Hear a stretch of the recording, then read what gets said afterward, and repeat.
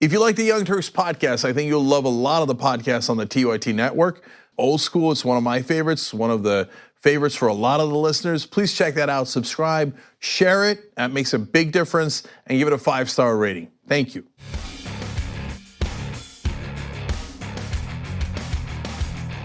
Welcome to the Young Turks. I'm Anna Kasparian. Joining me as my co-host for the day is John Iadarola, co-host for a lot of days, actually. What's up, John? Turns out. How's it going? Pretty good, pretty good. Look at this. Started off with a good camera, although my internet connection could be improved. I'll be working on that probably over the weekend, but lots of big stories to get to today. Yeah. I know. So I wanted to just remind everyone who may not know what our plan is as we're, practicing social distancing. We will be doing a live show every day, Monday through Friday. However, it will be a 1-hour show as opposed to a 2-hour show because of some of the tech issues. And, we're all in our homes for good reason. And so in lieu of that second hour, we're providing live videos on our YouTube channel throughout the day. I actually did my first live video on YouTube today, and it was luckily a success. I was nervous about it. It worked out.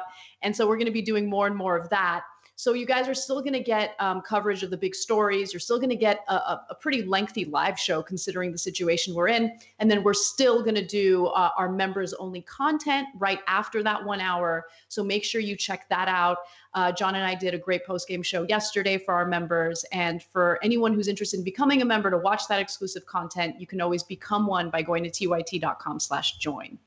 So, John, I want to get started with what I think is the biggest story of the day. Obviously, there's a lot going on in the news, but there's criminal behavior happening in the Senate right before our very eyes. And I want to know what's going to happen, what the consequences are going to be. So let's get into the details. So there's insider trading happening within the Senate. In fact, because of this whole coronavirus story, we're learning that as many as 4 U.S. senators, 3 Republicans and 1 Democrat, were briefed on the seriousness of coronavirus months ago. They knew about the seriousness of coronavirus and the severity of the situation months ago. And rather than really tell the American people about that severity, they decided to sell some stocks, maybe because they realized that this would be pretty painful for share prices, and they didn't want to take the hit. So they sold quite a bit of stock. Now, one of those individuals is a senator who wasn't elected, but rather appointed. And so let's get to her. And before we do, I want to make sure everyone is fully aware of what the law is. So let's get to that.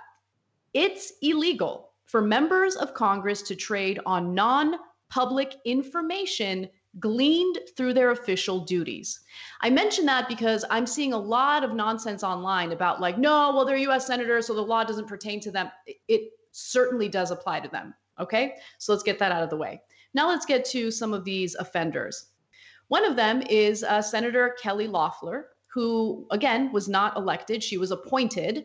And she reported the first sale of stock jointly owned by her and her husband on January 24th, the very day that her committee, the Senate Health Committee, hosted a private all-senators briefing from administration officials, including the CDC director and Anthony Fauci, the head of the National Institute of Allergy and Infectious Diseases, on the coronavirus.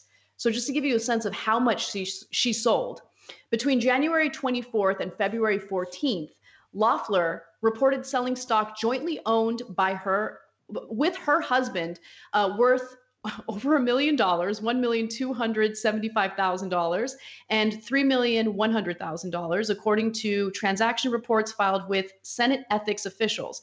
On February 14th, lovely Valentine's Day, she also purchased the Citrix stock and another $100,000 to $250,000 in technology company Oracle, which has seen its share price decline by more than 18% since then. Now, I mentioned the 2 stocks that she did purchase because it's technology stock that is very much related to people who work from home, right? So lots of telecommunication stuff going on there.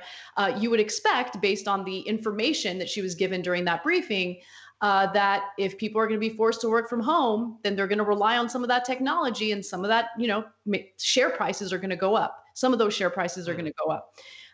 So John, there's a lot more to this, but I want to hear what you think so far about this criminal insider trading. Yeah. I obviously I have a lot of thoughts. I agree. Biggest story of the day. That last angle, I'm not 100% sure on. If it was, a briefing back in January, would they have known for sure that there would be this like nationwide lockdown? I don't know. I think that the sales probably say more in an obvious fashion than the purchases. It's definitely it seems like a massive coincidence if she and other senators just like they decided to do all their trading right around then. And anyway, look, the whole point is to have an investigation. Like we have access to some amount of information from their required disclosures. There is more information that could be gathered by some sort of commission that should look into her and Burr and a number of others, because I doubt dozens of senators left that room. 2 of them ran to log on to Fidelity, and the rest were like, so who wants a sandwich? Like, it was probably more widespread. And Yes. very importantly, I would see, did they communicate with other people and advise them? I mean, in the case of Burr, we know about that like luncheon or whatever it was, the VIP group. Did others communicate with people that they knew? Did they give them tips? I fear that this probably goes wider than just a handful of senators. I absolutely agree. And I want to be clear about one other thing. I don't care about the political ideology of any of these people. Dianne Feinstein is also implicated in all of this. And I agree, there should be a full investigation. That's how our system is supposed to work. I'm not saying like consequences without an investigation. But this certainly looks to be insider trading. And I think that every single senator who is present for these types of briefings should be looked into, right? Just to see like what their financial reports indicate. So let me give you some more details. And maybe once I give a fuller picture, you'll understand why I feel so strongly about this possibly being criminal activity. So one of Loeffler's 2 purchases was stock worth between $100,000 and $250,000 in Citrix. Again, that's a technology company that offers teleworking software and which has seen a small bump in its stock price since Loeffler bought in as a result of coronavirus-influenced market turmoil. Now, the 15 stocks that Loeffler reported selling have lost more than a third of their value on average since she reported offloading them. She initially reported many of the transactions as sales of stock owned by her husband. Last week, she amended the filing to note that most of them were jointly owned. So I wonder why she was withholding that information initially. Again, there's a lot of fishy stuff going on. Now, while it appears that she knew about the seriousness and the severity of coronavirus because, she wanted to protect her finances from the implications, publicly, she was saying very different things. Okay, so she was not informing the public of that severity. In fact, she was, in many occasions, defending Donald Trump's handling of the situation. Let's go to this next video because it shows, a statement that she made publicly on March 10th. Take a look. First of all, I want to commend this administration, the president, the vice president for leading such a strong response. Everything from travel bans, travel advisories, to screening that's underway that has really slowed this spreading to America. We talked in the meeting today about some additional responses that the administration is looking to take to make sure that consumers are protected, that we have all the medical testing that we need, and that the economy stays strong. The good news is the consumer is strong, the economy is strong, jobs are growing. Our president has done a fantastic job making sure that we're in the best position to manage through this situation. Yeah, the president's doing such a fantastic job. I mean, he rejected testing kits that we desperately need. He downplayed coronavirus and how rapidly it spreads to the point where people were just out and about, not taking it seriously because the president wasn't taking it seriously. Yeah. I mean, great response. She's And also the difference between the public statements and what she's doing behind the scenes. She's like, okay, we're live. Okay, he's doing a great job. Everything's gonna be fine. I'm just looking forward to 2020. It's gonna be great. Okay, dump the stocks, buy me property on top of a mountain, and get me the biggest gun you can. Like that's effectively what she, as far as we know, was doing behind the scenes. And that's part of my frustration is that like I've been saying, we've been talking about this for a very long time on the Damage Report, and we've been following the development of the way the media and the Trump administration has been talking about it since it started to be an issue for the United States. And because he and all of these Republicans like were so actively dismissive, like disdainful towards people who are pitching it as a potential problem. Sean Hannity now is like, he's like saying he wants to help out Cuomo. Like he has this massive guilty conscience for calling it over and over again a hoax. He must feel horrible about that now, justifiably so. We want some sort of consequences, I think. A lot of people who feel like they allowed this to develop to where it's at, and they're not going to suffer any consequences. And so I think one of the reasons that this insider trading story has taken off is because it feels like, oh, this is an inroads to something actually being done. Them simply not doing their job, they're legally allowed to do that. The Constitution has no problem with them allowing Americans to die because of their inaction. But if we can get them on the stock trading, then maybe that's something. Which is why, just briefly, I would say, how about we come up with like some sort of compromise? How about this? They don't go to jail. And they pass a law banning all stock ownership from members of the House and the Senate forever. No exceptions. You can't own stock. I want both. I want them in prison. If after a full, that'll be the starting position. Yeah, and look, you get into the details, and it's just so obvious. And this is based on the limited information that we have. By the way, she was supposed to provide like the full scope of her, finances, including her activity within the trade, within the stock market, and she applied for an extension. So I'm also very curious about that. But just to give you another statement that she made publicly, she said, it's amazing.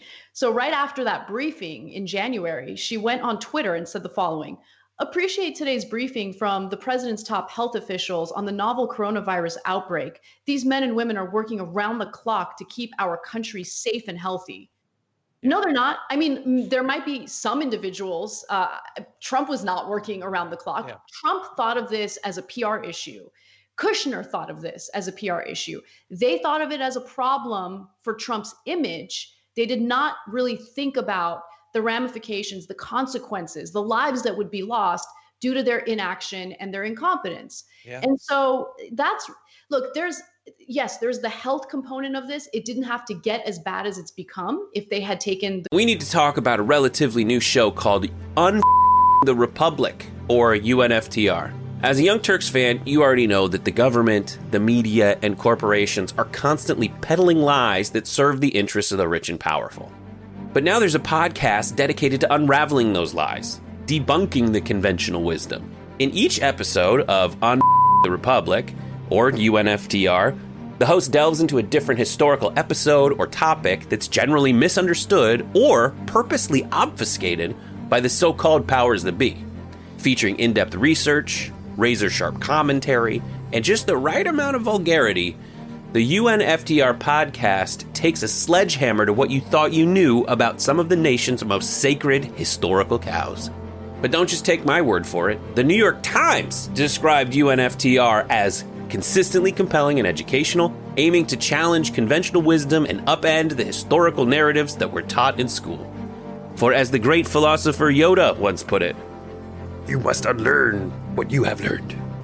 And that's true whether you're in Jedi training or you're uprooting and exposing all the propaganda and disinformation you've been fed over the course of your lifetime. So search for UNFTR in your podcast app today and get ready to get informed, angered, and entertained all at the same time.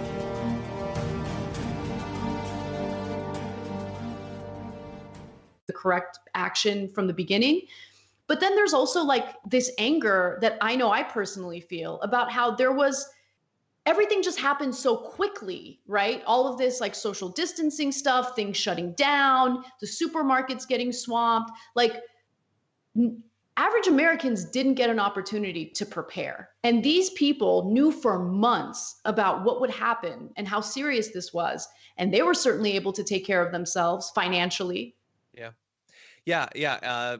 As Trump's messaging around it was developing, we were pointing that out. Now lots of people are like trying to like putting together montages of what Trump said over the course of a couple of months to like point out like, hey, we were saying this was wrong at the time. He was ignoring it, trying to convince people of that. But honestly, we don't even have to look in the past.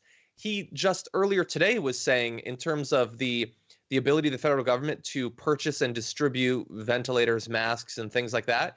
He said, yeah, we're not in supply chains, okay? We're not distributing that stuff. Governors really need to step up and do that.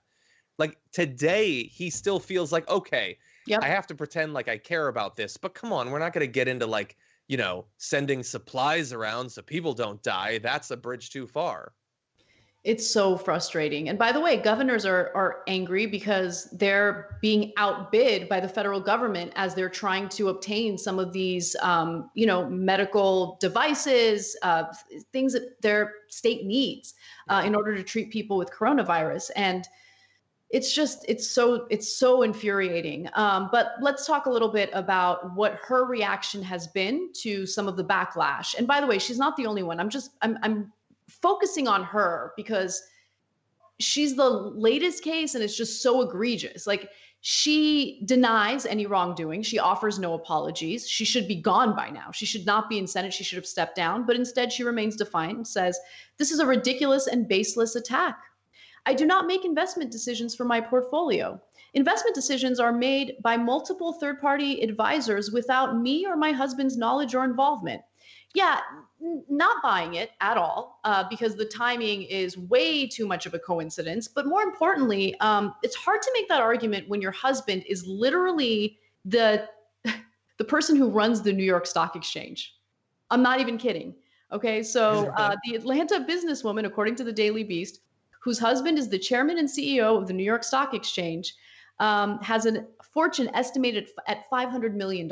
In fact, when she was appointed to the Senate, she automatically set the record for the richest lawmaker. Jesus. See, I actually didn't know that. Yeah. Disgusting. Yeah. So I do want really fast. What additional thing there? So she says they made the decisions. I didn't say anything. Okay, but that is what an investigation will uncover. We're going to look in. We're going to see, were there phone calls? Were there messages? We have to look at a very narrow range of dates. Was there communication with these individuals? Put them under oath. Question them about it and find out, because we are talking about serious crimes. It's not just some sort of political thing.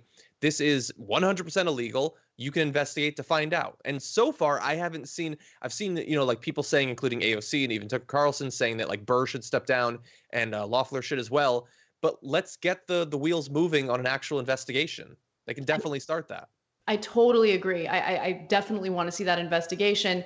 And, we talked about Burr a little bit yesterday, but just for people who might have missed that story, the Center for Responsive Politics reported Thursday that Senator Richard Burr, a Republican who chairs the Senate Intelligence Committee, sold between $500,000 and $1.5 million in stock in February, shortly before markets tanked and before Burr privately warned of the havoc that coronavirus posed, right? So he, had that meeting with the wealthy donors, and that was when he warned his wealthy donors about it. But publicly, he did not warn average Americans about the seriousness or the severity. And as I had mentioned earlier, these two are not the only senators who are suspected of insider trading. John is right. There should be a full investigation. Senator Dianne Feinstein is the only Democrat on the list so far. And then you have Senator Jim Inhofe and Senator Ron Johnson, who says that he has a good explanation for his sale of stocks. But I want to see an investigation to this. I want to see disclosures from every other senator that was involved in those briefings, because any average American who did the same, who participated in insider trading, would be prosecuted immediately, no questions asked. For all of the people out there, including, left independent media outlets that are, just urging them to resign, great, but we should demand more than that, right? Because far too often, if there's criminality here, people in positions of power get away with it. They don't get prosecuted. And I'm tired of it. This is unacceptable. Not only did they put the lives of Americans at risk, they also put the finances of Americans at risk and, did all this criminal stuff behind the scenes to enrich themselves if it's proven after an investigation. So that's the bulk of the story. And can I just say, we're all looking for things to like make us smile these days, and waking up and seeing your response to her, like her tweet, and your response was just prison. I know.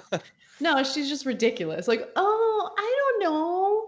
I mean, I'm a really wealthy Georgia businesswoman, but like, I'm dumb. I don't know what's happening with my stocks. Come on. I don't. We'll maybe I'm being unfair. I don't think so. But let's just do the investigation and find out what's going on. We should demand more than just resign. All right, we got to take a break. When we come back, we have some more details on what the White House is attempting to pass in terms of a stimulus. And let me just say, it is 100% garbage. We'll be right back.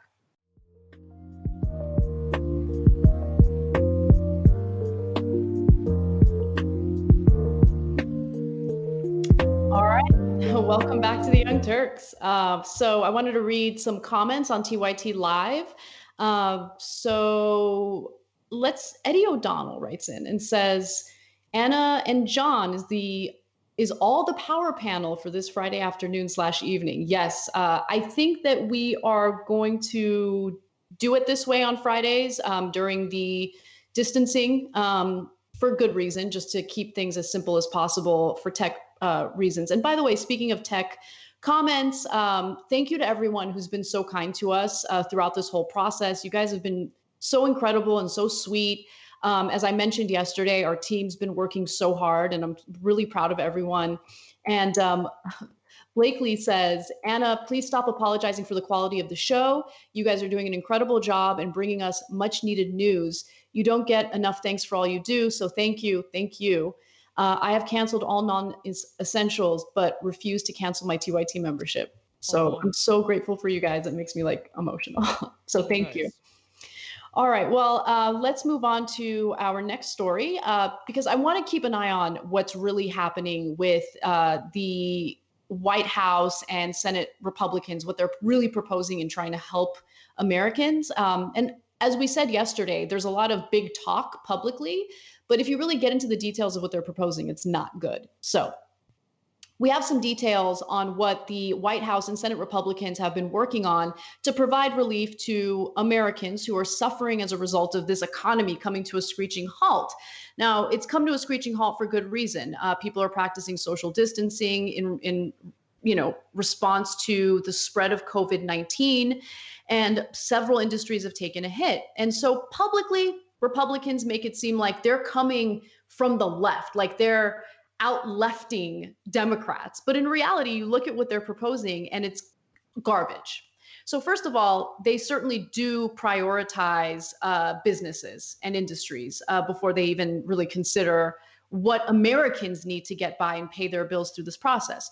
For instance, restaurants, they say, restaurants are saying that they need $325 billion in federal assistance. Boeing wants $60 billion. The travel industry has requested $250 billion, and manufacturers are seeking $1.4 trillion in loans to deal with the economic devastation. Now, I mentioned what they're asking for because, as I said, from what we're seeing from Republicans, they're really prioritizing these businesses. Senate Republicans unveiled legislation that included $58 billion in loans and loan guarantees for passenger airlines and cargo carriers, $150 billion for unspecified eligible businesses.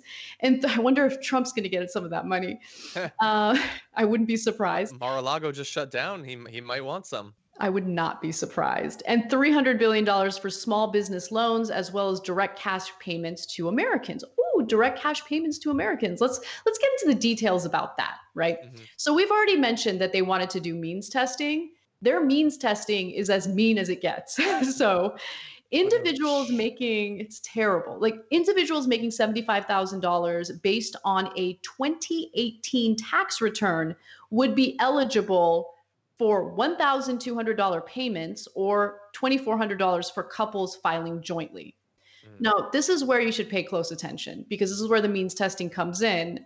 And people making more start getting less, but people making far less get even less. So individuals, where is it? Okay, so the payments would decrease for those making more than $75,000 with an income cap of $99,000 per individual or $198,000 for couples. The payments would also increase $500 for each child a person or couple has. However, taxpayers with little or no income tax liability, meaning people who make so little money that they don't pay federal taxes, but at least $2,500 of qualifying income would be eligible for only $600 or $1,200 for couples. The direct deposits appear to be just a one-time payment rather than two payments as initially proposed by the White House. Mm-hmm. So the poor essentially get screwed over by this proposal. They're not actually doing two payments. They're doing a one-time thing. And the means testing is, it's stupid. People are desperate right now. And they, first of all, should offer far more in relief. And they shouldn't punish people living in poverty. And one other thing to keep in mind, this doesn't offer any type of protection or any type of relief for the 11 million undocumented people in this country, right? Many of whom do work, many of whom do pay taxes, Social Security taxes, sales taxes, depending on which state they're in, but they don't get any relief at all. Mm-hmm. Zero. Yeah, it's problematic even for the people who are going to get money. Like, some people are saying hypothetically something like the current situation could exist for a year and a half. So when you get that $1,000, you're going to want to pace yourself with your spending on that $1,000 over the next year and a half. But you rightfully point out, like, I look at the numbers, like the 60 billion for this, 350 billion. Like like a lot of Americans, I think I look at that number and I have no idea if that's actually what's needed. The restaurant industry needs 325 billion. I don't know. I react like I think a lot of people. Maybe, I don't know. But I can look at who's not getting anything. I can see that and be, I think, rightfully frustrated by that. So it's going to be based on your 2018 tax return. That's a good idea because everyone has one of those, right? No, not everyone has one of those, and not everyone's economic situation is the same as it was back when they filed their taxes for 2018. And so if you, if you're undocumented, if you're homeless, if you haven't worked for literally years, you could end up being incredibly left behind in this. And it's not coincidental, of course, that all of these people who are going to receive the least relief are the ones who need it the most desperately. Absolutely. Absolutely. And one other thing that I have a problem with is they're arguing that they want to provide all of this money to industries that have been hurt from coronavirus because they want to have these companies pass over certain protections like paid leave, for instance. First of all, I mean, I would be shocked if Republicans actually included any type of enforcement or safeguards to ensure that happens with the money. But secondly, this is for people employees who have, I guess, wage jobs or are on payroll. But what happens to freelancers? What kind of relief is offered for freelancers? And I don't see anything in their proposal to protect them and to help them out. So there are, some real flaws, some real issues here. And one of the other issues that I have is that Trump just straight up lied about the type of protections that he would offer to people who could be unhoused as a result of this. So let's hear what he had to say, and then I'll give you the details on what he's actually doing.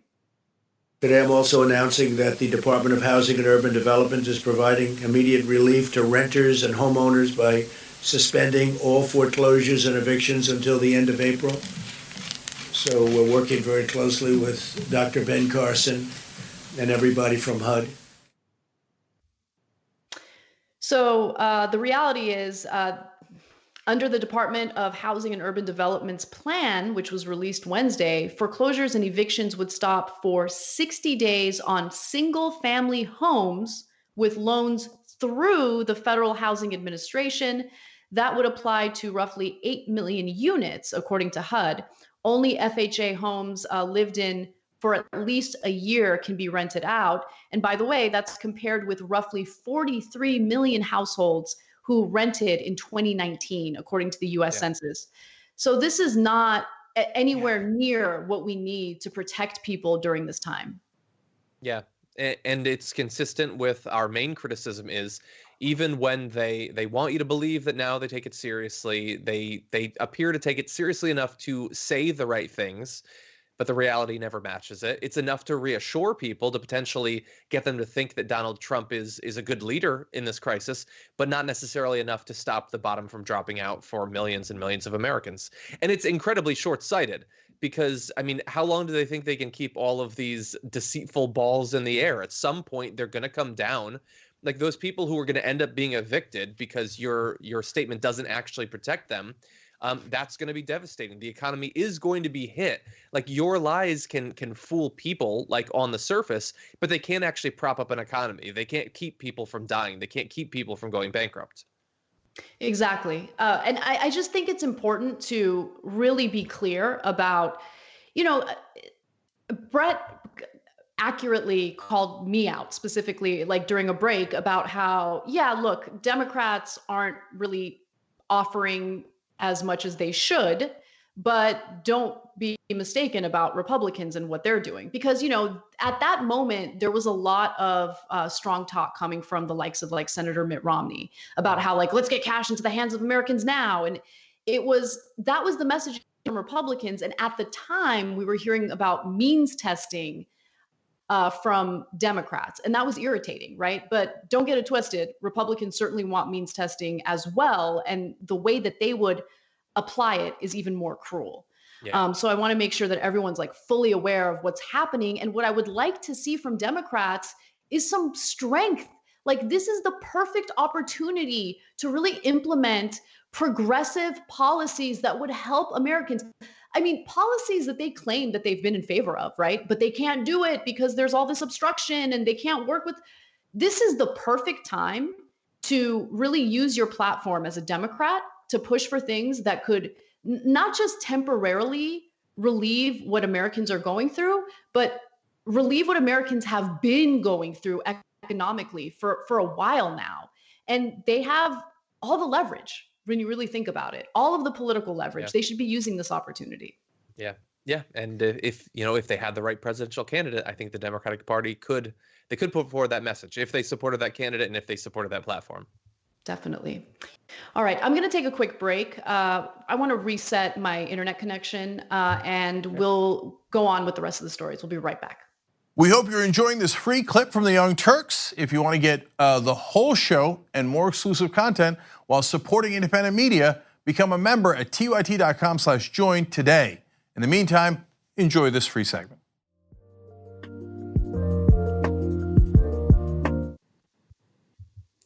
All right, welcome back to TYT, everyone. Anna Kasparian and John Iadarola with you. I'm going to jump into our next story. A new poll, unfortunately, shows that, believe it or not, Donald Trump's approval rating has surged due to how he's currently handling the coronavirus pandemic. So this was a poll done by ABC News and Ipsos, and it shows that 55% of Americans approve of the president's management of the crisis compared to 43% who disapprove. Now, if you want to compare his approval rating now to what it was before, you will see a little bit of a jump. So Trump's approval rating on the issue is up from last week when the numbers were nearly reversed. Only 43% approved of Trump's handling of the pandemic and 54% disapproved in last week's poll. And if you take a look at Democrats versus Republicans here, 30% of Democrats approve, which is about double the number from last week's poll. So you're seeing some improvement among Democrats as well, and 69% disapprove, and that's down from 86%. Meanwhile, and overwhelmingly 92% of Republicans approve, up from 86% last week. Only 8% disapprove compared to 11% in last week's poll. So this is not good. Not good. I like the movement on the Republicans as well. It was like before, when he was doing absolutely nothing and actively calling it a hoax, 86% supported it. Now he's doing like barely nothing. And they're like, okay, that reassured the rest of them. But the thing is, before, they didn't think he had any crisis to handle. So what did they think they were saying when they answered it? Now listen, when I saw this in the rundown, like, I was just so angry, not even surprised, but angry. And look, I know you got more details. I got a lot to say about this. It's the most frustrating thing I've seen today. So look, part of the problem is, and I didn't really realize it until recently, he's not doing his rallies right now for obvious reasons. No one's doing rallies right now. Everything is kind of at a halt. And he's been using these daily press briefings as his rallies in lieu of going out there and saying the typical xenophobic stuff that he says out, when he's out in the public. He's now doing these press conferences where he's still saying racist things. But on top of that, he's like taking this more somber tone that totally fools people like Dana Bash. Yep. I was just thinking about that same exact thing. And he gets to also lie about all the wonderful things he's doing, when in reality, he's not doing the things that he claims. So I want to give you one example. Let's go to this next video. We have millions of masks which are coming and which will be distributed to the states. The states are having a hard time getting them, so we're using the Act. The Act is very good for things like this. We have millions of masks that we've ordered. They will be here soon. We're having them shipped directly to states. So you said you were signing this but not invoking it. This is what you said yesterday, and that you would only do so in a worst case scenario. Yeah. So are we now at a worst case scenario? We need, no, it's no different other than we need certain equipment that the states are unable to get by themselves. So we're invoking it to use the powers of the federal government to help the states get things that they need, like the masks. So it turns out that he was lying there. Wow, big shocker. He makes it seem as though the masks are coming within like a week, but the 5 million shipping, actually. Yeah, he's so ridiculous. So Bloomberg actually looked into this, and based on their reporting, the 500 million N95 air filtering respirator masks President Donald Trump said the federal government ordered could take up to 18 months to be delivered. And that's according to the grant application. There has been a shortage of the masks, as we all know, and healthcare workers are being told to reuse the masks that they do have. No, that's why you don't just click like to confirm the order. Make sure you have the expedited shipping. It's going to cost a little bit more, but hey, it could save lives. No, honestly, so there's two reasons why it's frustrating that his approval rating is as high as it is. The main one is that he is not doing what he should be doing, and so people should not approve of him. He's continuing to pass the buck. He's putting as much of it as he possibly can onto the governors, and so that's a reason objectively to not support it. But the other is because he's being incredibly dishonest, and so far a lot of people in the media, they seem to have gotten into that sort of like wartime mode of, if the president seems like he's being presidential and people are scared, we should probably give him the benefit of the doubt and say that he looks like he's got some gravitas and some standing here. And you gave a great example of that with Dana Bash. And so for both of those reasons, no, his numbers should not be remotely up. Like you just pointed out the mask size, so that's going to take 18 months. There are so many like that. He was talking about the malaria drug, and then almost in real time, the doctor with him had to say, no, this is not something that we're ready to start putting out, and we don't even know that it would help. This is, again, going to be a very long process. He kept telling people the vaccine's going to be here tomorrow. He said that the hospital ship Comfort is ready to go for New York. No, it actually needs to be activated and staffed, and that's going to take time. It's just lie after lie. The tests are going to be available anytime now. No, that's going to take a long time to ramp up. He just keeps going up there lying. It's spread. Even if it's challenged, it doesn't seem to matter. And it seems like it's filtering down to the American people, and they're largely accepting that, hey, at least he's there. He's talking. I don't see Joe Biden, the supposed presumptive nominee. So I guess I'll go with the guy who's at least in front of the camera. You're so right. And so look, I have thoughts about how the media is doing its job, but I do want to focus a little bit on messaging by Democrats, because I think that's so important, right? And we haven't heard anything really from Joe Biden, a little here and there, but you don't hear this like strong message from Democrats where they're debunking his lies. And so let's talk a little bit about Joe Biden's excuses, because this is a story that broke relatively, soon before we had to like go on air. So talk to me about what Joe Biden is saying to the public about his lack of communication at this time.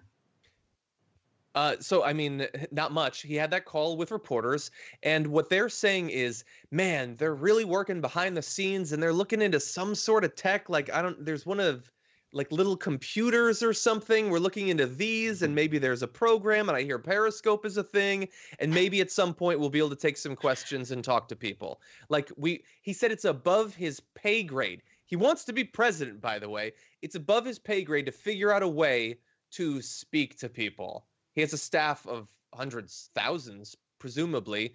Bernie's doing like holographic 3D virtual rallies, and he can't like FaceTime, like he can't live stream to YouTube. I figured it out. I'm a moron. I've been doing it for years at this point. And the presumptive nominee wants to be president of the United States. He can't figure it out. Yeah, and it's amazing because he's been sold as the most electable candidate, right? That was his whole selling point. And it's kind of hard to make that argument when you're making excuses about how this is supposedly above it. No, this is not above your pay grade. You're right. He wants to be president of the United States. You need to be able to make the case for why you are better suited to handle a worldwide pandemic that obviously is really impacting our country right now, and how you're better than Donald Trump. And he's not making that case, which is why we're seeing this surge in Donald Trump's approval rating. And you got to provide an alternative. Exactly. And more importantly, you have to debunk the lies, because people who watch those press conferences, I'm sure, look, Trump is telling people what they want to hear. People are scared. They're terrified. They don't know what the future holds. And I get it. You want to automatically believe the person who tells you what you want to hear, that everything's going to be okay. But if you actually look at what's coming from Republicans legislatively and what Trump wants to do, they're not looking out for us. They're really just looking out for these industries that have donated quite a bit of money to them. And we need reporters to do their jobs as well. It's so frustrating to see like the malpractice by journalists at a time like now. Yeah. And look, if I could provide a little bit of advice, maybe to those journalists, but to the audience as well. So Joe Biden's going to spend the weekend downloading, I don't know, Discord onto his laptop or something, and he'll figure it out. They'll get to it. You know, his staff will eventually come up with something. Well, as soon as we're done filming, I believe that's how the time is going to work out. Bernie Sanders is going to go live with one of his addresses, and you're going to be able to see and hear him through the power of the internet, and he's going to lay out his vision for what needs to be done in this response. And I'm sure he's going to do that live fact checking of Donald Trump as well. So everybody, when you're done with the stream, you should definitely check that out. And hey, reporters, if you want to see someone being presidential, I think you got a pretty good bet that you're going to have that available very soon. You can go follow him on Twitch, actually. It's amazing. All right. I'm going to move on to our next story. Let's talk about what some states are doing when it comes to quarantine. So both California and New York have turned to necessary yet drastic measures to slow the spread of COVID-19. Now, Governor Gavin Newsom of California was the first to order California's 40 million residents to stay home. Do not go out unless you need to purchase essential items. At TYT, we frequently talk about all the ways that big tech companies are taking control of our online lives, constantly monitoring us and storing and selling our data. But that doesn't mean we have to let them. It's possible to stay anonymous online and hide your data from the prying eyes of big tech. And one of the best ways is with ExpressVPN. ExpressVPN hides your IP address, making your activity more difficult to trace and sell to advertisers. ExpressVPN also encrypts 100% of your network data to protect you from eavesdroppers and cyber criminals. And it's also easy to install. A single mouse click protects all your devices. But listen, guys, this is important. ExpressVPN is rated #1 by CNET and Wired magazine. So take back control of your life online and secure your data with a top VPN solution available, ExpressVPN. And if you go to expressvpn.com/TYT, you can get 3 extra months for free with this exclusive link just for TYT fans. That's expressvpn.com/TYT. Check it out today. Items, or if you want to go for a walk, which I actually took yesterday after the show, it's okay for you to go get some fresh air. just stay away from people, clearly, so you don't spread the virus. Now, Newsom's order marks the first statewide mandatory restrictions in the United States. Californians should not leave home except for essential things such as food, prescriptions, healthcare, and commuting to jobs considered crucial. In fact, let's hear a little more from the governor. There's a mutuality and there's a recognition of our interdependence that requires of this moment that we direct a statewide order for people to stay at home. That directive goes into force and effect this evening, and we are confident that the people of the state of California will abide by it. They'll do the right thing. They'll meet this moment. They'll step up, as they have over the course of the last number of weeks, to protect themselves, to protect their families, and to protect the broader community in this great state and the world that we reside in. I have confidence in that. I have confidence because I've seen it every single day. We've seen it in cities large and small. People still doing essential work. People still providing essential services. People still going out to the grocery store to get food, walking their dogs, practicing social distancing, nonetheless, when they're out in the streets. People still getting their medicine. People still going about doing the kind of essential work that is required to meet this moment. The order provides for all of that, just as these other orders that have been put into place in cities large and small across the state have afforded. I don't believe the people of California need to be told through law enforcement that it's appropriate just to stay home, isolate, protect themselves. We're confident that people of the state of California will abide by it and do the right thing. And he is not the only one who took this measure. This morning, we heard from Governor Cuomo of New York, and he is taking similar measures. And so let's hear from him. On the businesses, on the valve, we reduced it to 50% of the workforce. We then reduced it to 75% of the workforce must stay home. And today we're bringing it to 100% of the workforce must stay home. These are non-essential services. Essential services have to continue to function.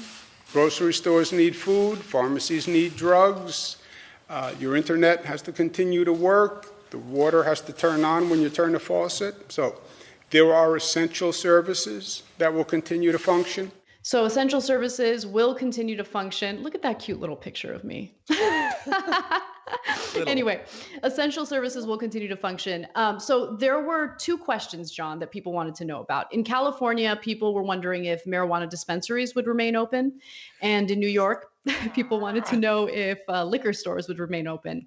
And I'm happy to report that in both cases, yes, you will still have access to marijuana in California, and you'll still have access to liquor. In New York, they're considered essential because liquor stores in New York oftentimes do sell goods that people need other than liquor. And in California, if a marijuana dispensary has a license for medicinal marijuana, they are able to stay open. So they are doing like curbside pickup to do social distancing. Yeah. No, I'm glad that they do. I'm assuming that, I mean, it's not, I haven't been in many, but I'm assuming they can be run with very relatively few personnel. And look, yes, it has medicinal use. People need that. And also, if people are going to be like cooped up and stressed out and scared and isolated and worried, maybe they need some marijuana. Maybe they need some liquor. You didn't clarify, by the way, if liquor was going to still be available in California. I'm assuming that it is. But they should set up that sort of delivery thing that I hear that they're doing in New York, actually. That would be convenient. Well, okay, so today was the first day that this mandate went into effect in California. And my husband went to a grocery store and purchased beer. That wasn't the only reason why he went to the grocery store. Just tons of it, just as much as he could carry. He actually, but we were running out of tuna, and he really likes tuna. So he was able to purchase the tuna and the beer, which is why I think the liquor stores will be open in New York because they, again, sell other things.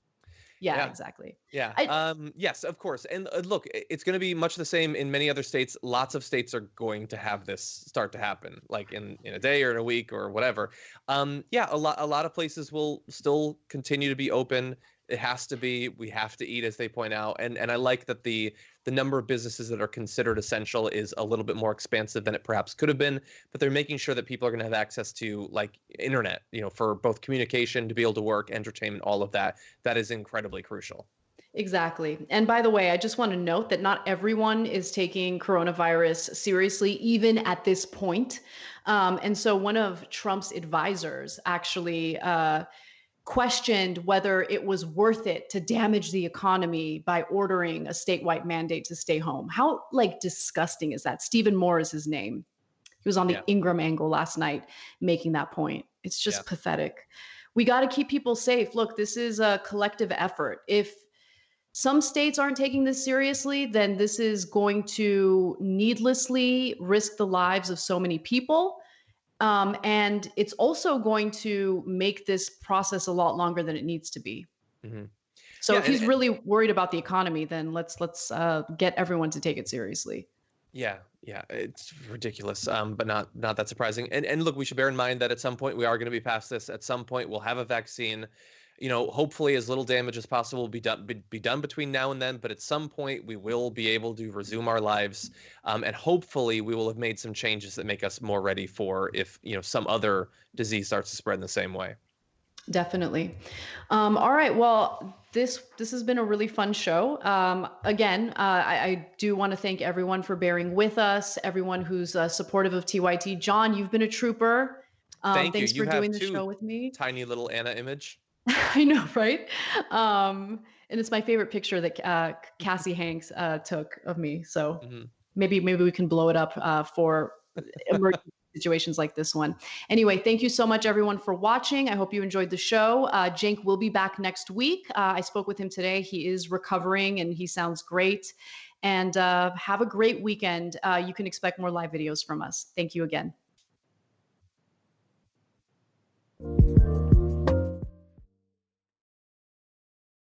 Thanks for listening to the full episode of the Young Turks. Support our work, listen ad-free, access members-only bonus content, and more by subscribing to Apple Podcasts at apple.co/TYT. I'm your host, Cenk Uygur, and I'll see you soon.